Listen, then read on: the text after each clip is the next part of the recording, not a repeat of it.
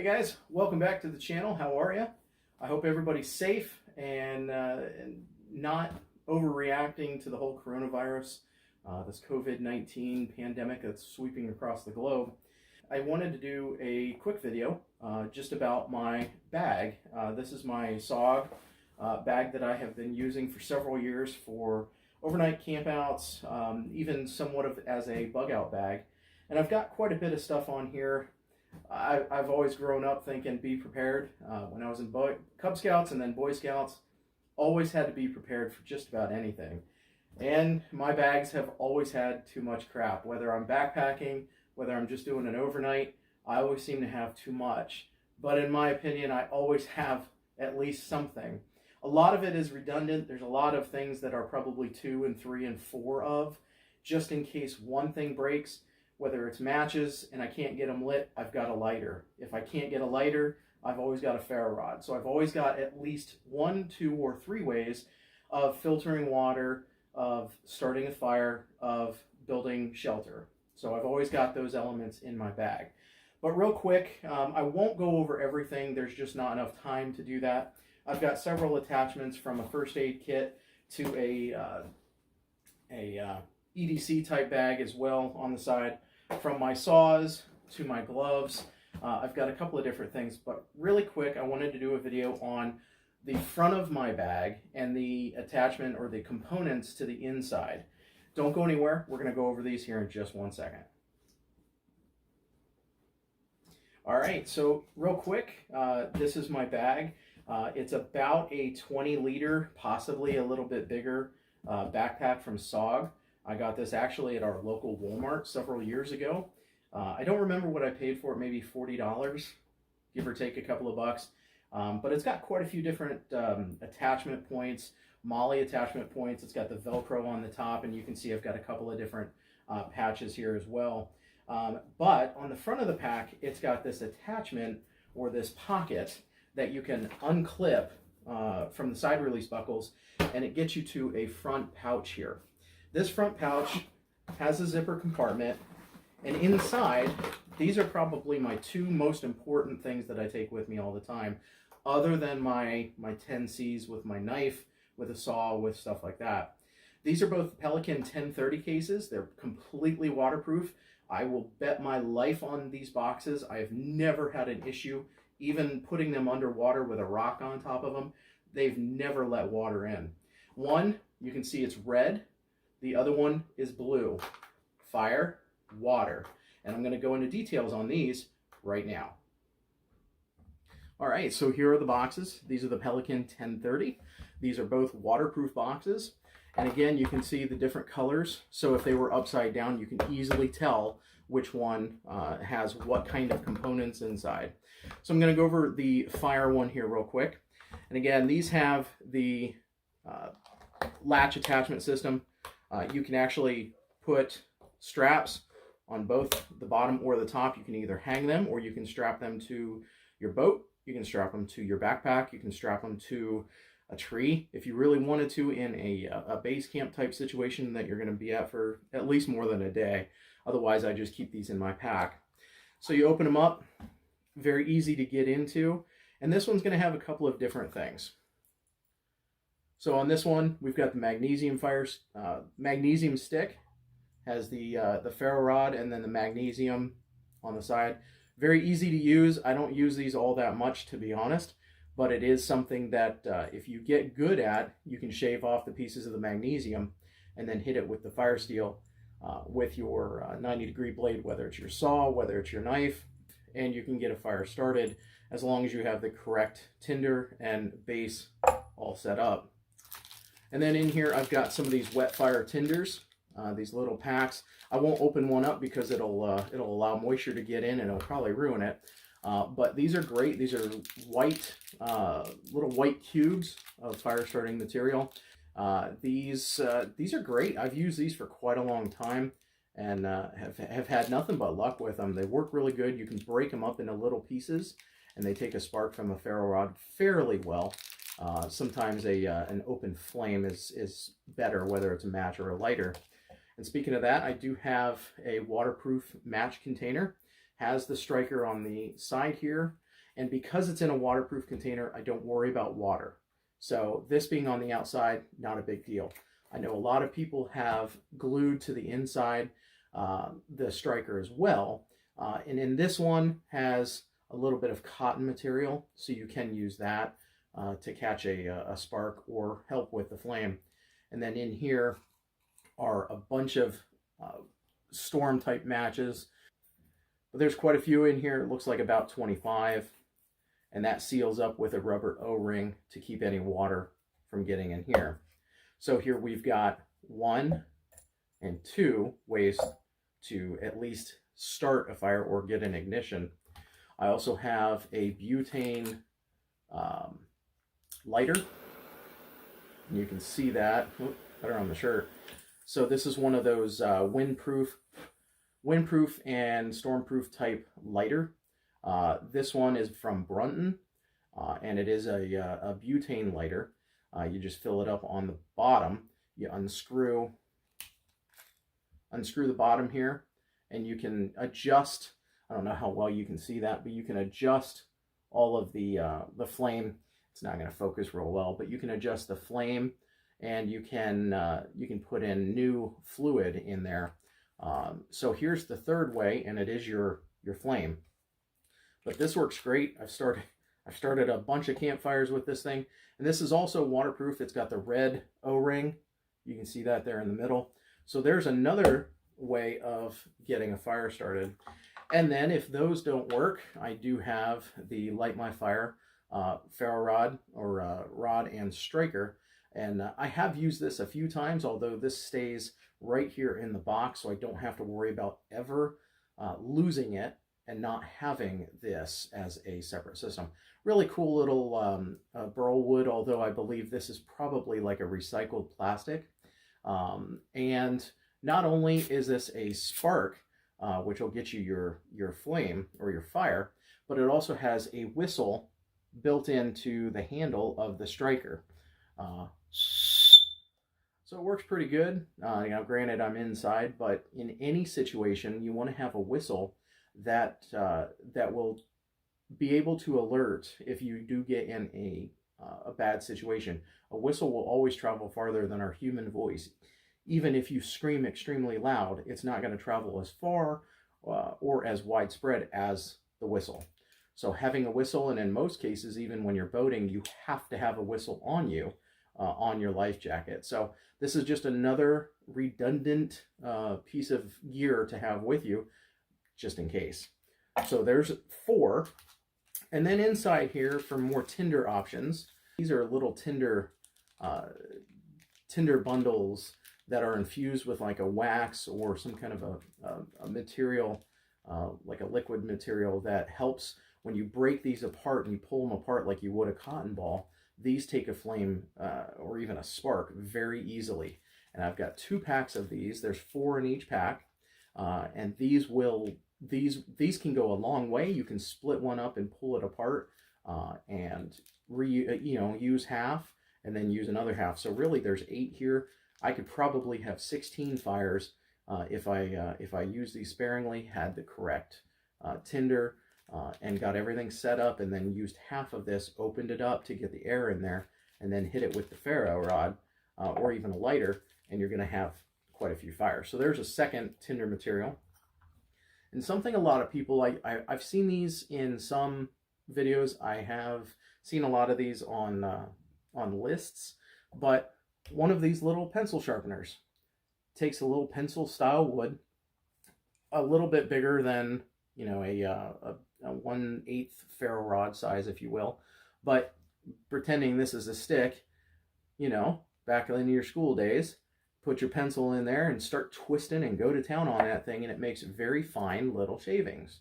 So if you don't want to use your knife, or you want to play around, this is something actually good that I always keep in this box so that I can make little tiny shavings. And you can do it thick by pushing the pencil really hard, or the piece of wood really hard, but making it really light and really, really thin, you can get some amazing shavings. And then you just work on those, rub them around in your hand a little bit to work up the fibers, and this can make some really good shavings. So we have a couple of options on how to get our tinder processed. We have a couple of options on actual tinder that's ready made and ready to go. These are great. You can actually light these on fire while they float on water. And then in our fire side of things, of spark and flame, we've got the magnesium block, we've got the matches, we've got the open flame, and then we've got the ferro rod with your striker that has a built-in whistle. So really, in all of this stuff, I can get a fire started anywhere and in just about any condition. The biggest thing on this is having an open flame source.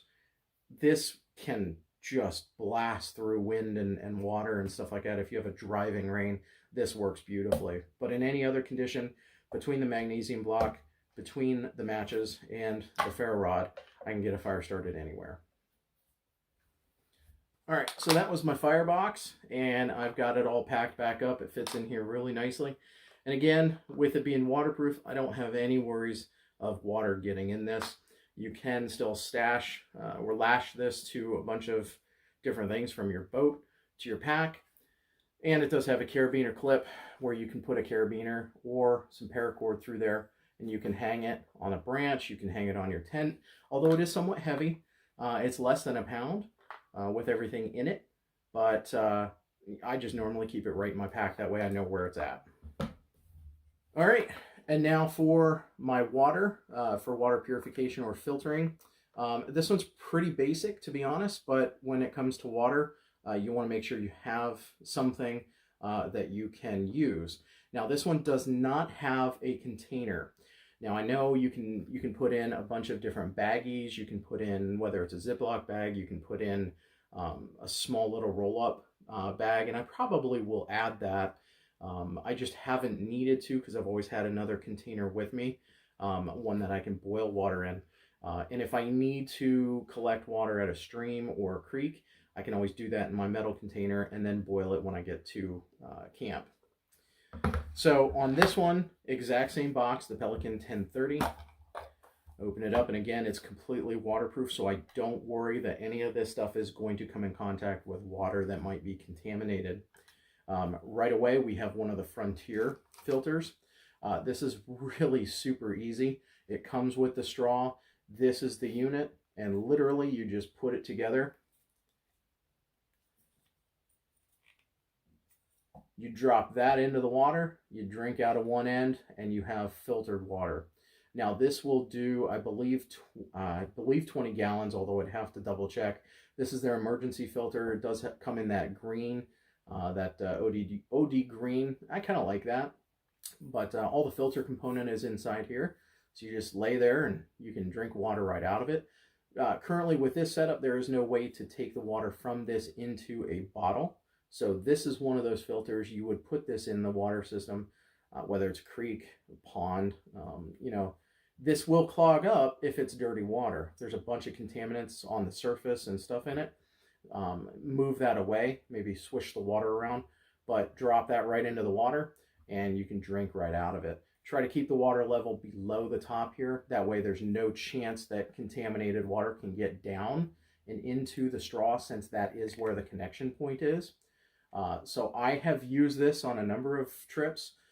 And just keep the water, you know, right in that general area. That way it doesn't go over top there.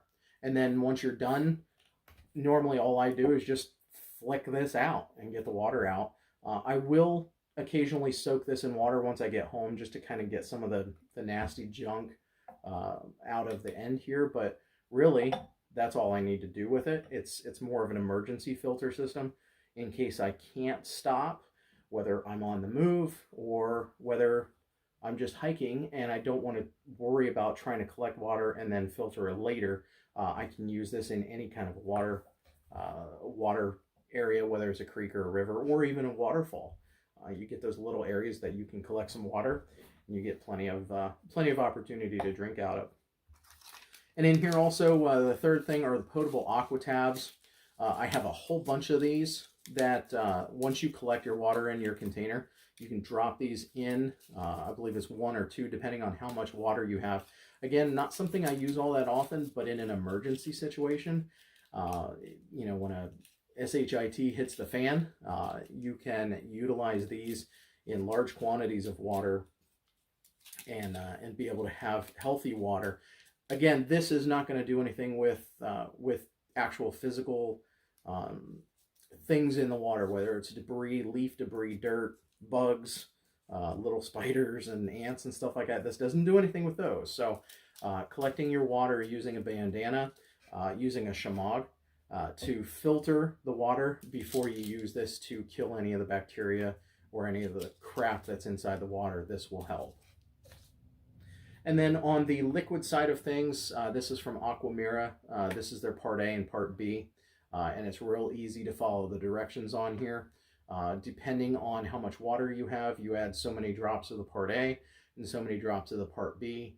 Shake it together, let it sit for the recommended amount of time, and you're going to have clean water, or at least water that you can drink, minus again the bugs and leaves and all that crap that sits on the surface of the water or in the water, unless again you filter using some kind of a bandana or a shirt, cotton piece of fabric or something to filter out. You can also take coffee filters with you and lay over top, because most of the coffee filters, at least the round ones, you can lay right on top of the bottle and you can hold fairly easily, or use a rubber band or a piece of paracord and you can put underneath the water, and that coffee filter will help to take out all of the stuff that's in the water.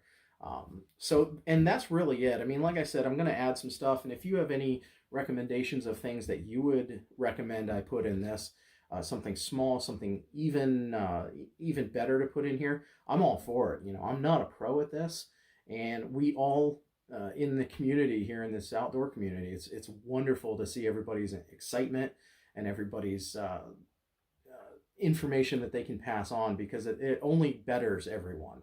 So realistically, if anybody has something better, definitely put it down in the comments and tell me, hey, I wouldn't put that in there, I would put this in there. Now, I don't have anything else. I don't have a light, I don't have a knife, because that's not what this is for. The blue I wanted to keep just for water. Will I add a container? I probably will. I've got some of the vapor bags, and you've seen me use those before. I have some of the vapor water bags, water bottle bags, if you will, and they can roll up really small. The problem is this size, you can see it's about the size of my hand. It's honestly, it's too small for my phone. I have an S10 Plus, and it's too small to fit in here. Even if I try to pull out the rubber gasket, the rubber housing, rubber piece insert, it's still too small. But with these three things, I at least have 3 ways of getting water that I can drink, whether it's immediate on the side of the creek or the stream, or I can put the tablets in, or the drops, and I'll have some fresh water when I get to camp. All right, so after I finished that little explanation, I had a light go off in my head, and I knew I had some of those vapor bottles. So real quick, I ran down to where I have everything stored, and I found one that actually rolled up really nicely. And it looks like a 750 milliliter, although the 750 milliliter line comes to about right there. And you can always get a little bit more water in there. So probably 900 milliliters if you really put a lot of water in this. But it's tight. Let me tell you, I had to move around a few things just to play with it. But I think I got it to a point where I can put everything in here. I can roll this up and get it all in the box. So now I would have a container that I can take. I can take this out, I can fill it with water and use it as a dedicated dirty water container where I would not drink out of this ever. The only problem then is, even with the lid on, after getting water out, it's in the box. So the straw would then be in the box along with the dirty water. So I'm not 100% sure if this is what I would rely on. Again, it would be more of an emergency type of situation where I would not be able to collect water and purify it, or start a fire and be able to do it that way. I could collect it in this and then use the drops and the tablets. and then continue moving. If I was in a situation where I couldn't stop and I was constantly having to go from point A to point B and possibly evading anything for whatever reason I would, I could collect water in this. So there is that option. I might play around. I have a smaller one that I can put in here, although the lid mechanism is slightly different on the other ones. It's more of a flip top lid with a carabiner, so it takes up more space. So that's the concern. But I'm going to play around with this, maybe resort how everything goes in here, maybe put this in first. But I like having this as an option and having it on top so that if I did have to collect water, I don't have to take everything out, get this out, worry about getting everything back in, closing it, filling this, and then having to move. I can just open it, take it out, close it, put it back in the bag, and done. All right, so that was just a real quick and dirty, if you will, of my firebox and my water box. These are the Pelican 1030 waterproof cases. It's the micro case series, and you can find these on Amazon. I'll put a link down below. I've had these for quite a few years, back when I used to work as a sales rep in the outdoor industry. So, but these are great. They're pretty much bomb-proof. You can drop them a long ways, and again, like I said, they're waterproof. So, my firebox especially, this thing can go to the bottom of a lake and come back out completely dry. I have no problem putting this in water or letting it get wet because the inside's going to stay dry. So, all my stuff in there. Several different ways of starting a fire, and then everything in here, several different ways of getting fresh water and cleaning or purifying the water. I don't have a coffee filter. Again, that would be super, super easy to roll up and put a few in there, even with a rubber band. That way I have that option of filtering the water, pre-filtering the water before it ever went into a container to take out any of the junk that's in the water. So, but that was real quick. I hope you learned something from it, and you can possibly add something like this to your bag. Again, I am not a professional with any of this stuff. So if you have any tips or tricks or anything you'd like to see me change in this or add to this, please tell me. Please add them in the comments down below. If I can find where these are still available or something like these, I'll put them in the comments down below. I don't get anything from it. These are not a sponsored item. I purchased these full out. So they are mine. Pelican doesn't sponsor anything like that. That would be pretty cool, to be honest with you. But yeah, any of the products you see here, I'm not sponsored by anybody. If you have any questions or comments or concerns, put them down below. I love reading everybody's comments and having fun with it. So this is just part of playing around with the woods, right? We go out, we have a good time, we learn something, and then we talk with everybody and find out what they're doing. So, all right, so these are what's in the front of my bag at all times. I don't ever leave home without either of these. They're always right there in the front of my pack. So I've always got at least something for fire, at least something for water, and I've got a whole bunch of other crap in there. We'll go over all that some other time. If you like what you see here, go ahead and hit that subscribe button and give me a thumbs up. I appreciate that. That's going to help the channel. It's going to help YouTube be able to recommend these videos, and that's what we're here for, right? So, all right, thanks again. This is Eli with Getting Lost with Eli. Have a great day.